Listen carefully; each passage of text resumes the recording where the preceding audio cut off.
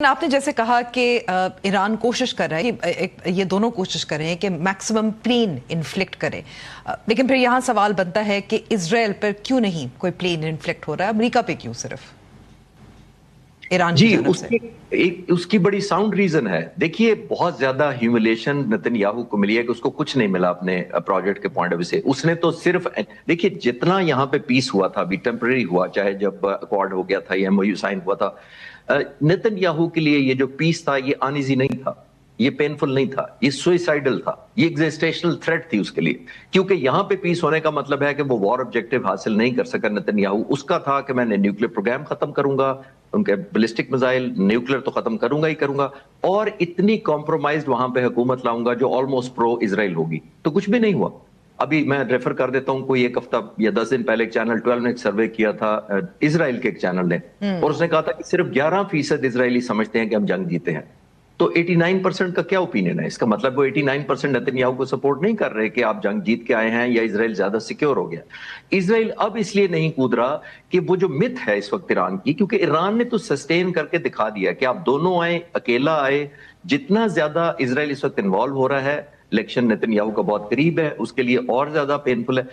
Iran को भी ये सूट करता है कि इजराइल ना आए, क्योंकि वो समझता है कि अगर मैंने अमेरिका को नकेल डाल दी अपने पॉइंट ऑफ व्यू से, या कर्टेल कर लिया, या पेन की अपनी थ्रेशोल्ड अमेरिका पर बढ़ा दी, जो कि अकेले एक मुल्क पर करना निस्बतन आसान है इजराइल और अमेरिका के इकट्ठे आने की निस्बत, तो अगर मैंने इस तरह बढ़ा दी पेन, अगर मैं रिलेटिव टर्म में भी विक्टोरियस हुआ, तो कम से कम 10-20 साल तक आने वाले सुदूर होंगे, वो बाज आएंगे, number one. And I will not be treated like a lawn, के जिसके ऊपर लॉन में एक मशीन लाई जाए और हर 2 साल बाद ट्रिम करके घास को काट के अमेरिकन वापस चले जाएं। तो आई थिंक ये इजरायली को भी सूट करती है, वो बैक ऑफ करें। आपने देखा हिजबुल्लाह पर भी निस्बत नहीं कर रहे, नोइंग ईरान की सेंसिटिविटी, और ईरान खुद भी ये सिर्फ अमेरिका को एंगेज करके ड्रैग करना चाहता है। जैसे मैंने कहा, वो उनकी विल को बर्न आउट करना चाहता है। ठीक है, एक सवाल यहाँ भी पैदा, यहाँ जो आपने बात की थी ना हॉरिजॉन्टल वर्टिकल की, आप बात कर रहे थे कि अब हम आते हैं रेड सी की तरफ और बाबुल मंदाब की तरफ और हूतीज की तरफ और यमन। इसमें हम क्या समझते हैं? जैसे अभी मिसाल के तौर पर जो ईरान की इंटीरियर मिनिस्टर है, 2 बार गुज़िश्ता 10 दिन में पाकिस्तान का दौरा भी किया है। सागडार साहब ने भी बात की थी अरागची साहब से भी जब एससीओ में मुलाकात की थी। क्या आपको लगता है कि जो पाकिस्तान का इस वक्त जो किरदार है, जाहिर है सऊदी के साथ डिफेंस पैक्ट भी है एक तरफ, हूतीज अटैक भी कर रहे हैं सऊदीज पे, हम इसको कैसे मैनेज करें? ये दोनों जो रिलेशनशिप्स हैं, जो इश्यूज हैं। पहले तो अंबर साहिबा मैं जरूर अप्रिशिएट करना चाहूंगा, पाकिस्तान ने जो तकरीबन 150 दिन तक मैनेज किया है। देखिए, 28 फरवरी को जंग शुरू हुई थी, 2 दिन बाद तकरीबन 150 दिन होने वाले। तो इस जंग के दौरान और इवन उससे पहले भी तरह बैलेंसिंग एक्ट किया दोनों तरफ, और बहुत मुश्किल होता है। ज्यादा मुश्किल इसलिए था कि ये 2 ममालिक एक जैसे थर्ड वर्ल्ड के नहीं थे। एक फर्स्ट वर्ल्ड है, most advance super power backed by Israel, most sophisticated technology, और एक तरफ ऐसा मुल्क है जो 47 सालों से सैंक्शंस और सर्वाइवल पे है, जिसके तेल, इसमें कोई शक नहीं कि दुनिया में 3रे नंबर पर तेल है, लेकिन उसके लोगों को उसका नहीं पता कि उसके पास ऐसा तेल है जिसके। तो ये एक बहुत चैलेंजिंग था पाकिस्तान के लिए बैलेंस करना। बहुत जबरदस्त किया, इसमें तो कोई शक नहीं है, लेकिन अब डेफिनेटली चैलेंजिंग है भी, और आइंदा आने वाले वक्तों में हो सकता था, जो मुझे उम्मीद है कि वो चैलेंजिंग ना हो। जो इन्होंने क्लियर कट मैनिफेस्ट कर दिया है, ईरानी हुकूमत को ये कन्वे कर दिया गया है, और मेरे नॉलेज के मुताबिक जो इंटीरियर मिनिस्टर यहाँ तशरीफ लाए थे वो IRGC के बहुत करीब है। बिल्कुल। जिस मतलब ये है कि वो शायद बेहतर समझा पाए कि अगर आपने लेवल ऑफ एस्केलेशन अपने हाथ से ऊपर जाने दिया, तो अपने तक रख के तो ऊपर ले जाएं, जिस तरह ईरान ने जॉर्डन पे हमला किया और वो डाइवर्सिफाई कर रहे हैं, बहरीन पे किया, कुवैत पे किया, जी वो करें। वो लेडर ऑफ एस्केलेशन तो ईरान के लिए निस्बतन हमारे लिए उस तरह डायरेक्ट उस तरह इन्फ्लुएंस नहीं करता, लेकिन अगर सऊदी अरब और पाकिस्तान की इंटरेस्ट को डायरेक्टली या इनडायरेक्टली कन्फ्रंट किया गया, वो आई थिंक पाकिस्तान पर ऑब्लिगेशन भी है और बॉन्डेज भी है, और इमोशनल ऑब्वियसली हमारी कनेक्टिविटी भी है सऊदी अरब के साथ। तो अब मुझे लगता है कि ईरानियों को बहुत बेहतर समझ आ गई होगी, क्योंकि इस लेवल पर नहीं ले जाना चाहेंगे एक्सेलरेशन को या लेडर ऑफ एस्केलेशन को कि ईरान के अपने कंट्रोल में भी ना रहे, क्योंकि इतनी डाइवर्सिफाइड किस्म की अगर इनपुट आ गई, क्लैश ऑफ इंटरेस्ट आ गया, और जैसे मैंने कहा कि कंसर्न शामिल हो गए, कि मजबूरियां शामिल हो जाएं पाकिस्तान की या किसी और मुल्क की, वो बहुत मुश्किल होगा।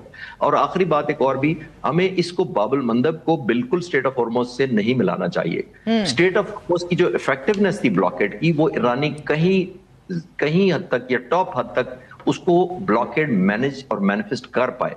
बाबुल मंदब उस तरह नहीं हो पाएगा। उसकी वजह यह है कि दरमियान में सोमाली लैंड है जो इजराइल के कंट्रोल में है, लॉजिस्टिक बहुत मुश्किल काम है, ह्यूतीज को नेचुरल एडवांटेज ऑफ टेरेन नहीं है जो ईरान को शामिल के पास है। देखिए एक और बात है, तो यानी कि आपका कहना है, माजरत मैं आपकी बात काट रही हूँ कि मैं समझना चाह रही हूँ, आपका कहना है कि ह्यूतीज का जो फ्रंट है ये क्या जो ईरान के प्रॉक्सीज है वो मेंटेन नहीं कर पाएंगे? नहीं, दोनों का ज्योग्राफिया का बहुत बड़ा फर्क है। देखिए ईरान को ज्योग्राफिया का बहुत बड़ा एडवांटेज है। ईरान इराक से 4 गुना बड़ा है, इसलिए प्रेसिडेंट ट्रंप को शायद लगा कि जैसे इराक में हमने 40 दिनों में कर लिया था ये भी कर लेंगे। वो लेकिन 4 गुना छोटा है इराक, वो सारा डेजर्ट था। मैं इराक से पहले कंपेयर करता हूँ, अब मैं सोमालिया पे आता हूँ या यमन में भी आता हूँ। देखिए बुनियादी तौर पर ईरान की जो कोस्ट है वो तकरीबन सारी रॉकी है। 50% पूरे ईरान की जो टेरेन है वो रॉकी है। इनका एक फिलोसोफर था मार्क ट्वेन, अमेरिकन का, 1915 में वो वफात पा गया, आज से 125 साल पहले। उसने बड़ी जबरदस्त बात कही थी। उसने कहा था American learn the geography through Wars. ये 125 साल पहले क्या गया था। ज्यादातर जो पूरी दुनिया है वो स्ट्रेट ऑफ हॉर्मुज का उसको अहमियत या कहाँ है वो तो पता ही नहीं था इस जंग से पहले। एग्जैक्टली तो ये मैं आज नहीं कह रहा, ये अमेरिकन ने कहा था, उसका नाम मार्क ट्वेन था। नाम भी बता रहा हूं, आप ढूंढ लेके उसने कहा था कि नहीं कहा था, लेकिन सुनता कोई नहीं है। प्रॉब्लम ये है। तो आज देखिए ये हुईथी से मैं कंपैरिजन कर रहा था, जो इन्होंने ईरानियों ने स्टेट ऑफ हॉर्मुज को मैनेज किया है बिकॉज ऑफ टेरेन किया, जो ने अमेरिकन ने मिस रीड किया।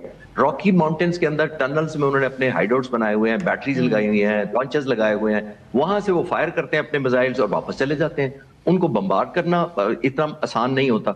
लेकिन ह्यूतीज को वो एडवांटेज नहीं है जितना मैनिफेस्ट ईरान ने स्टेट ऑफ हॉर्मुज को किया। ह्यूतीज नहीं कर पाएंगे क्योंकि उनके पास एक तो ज्योग्राफिया उनका उस तरह सपोर्ट नहीं करता, नंबर 1, और रिलेटिवली वो मच आइसोलेटेड है।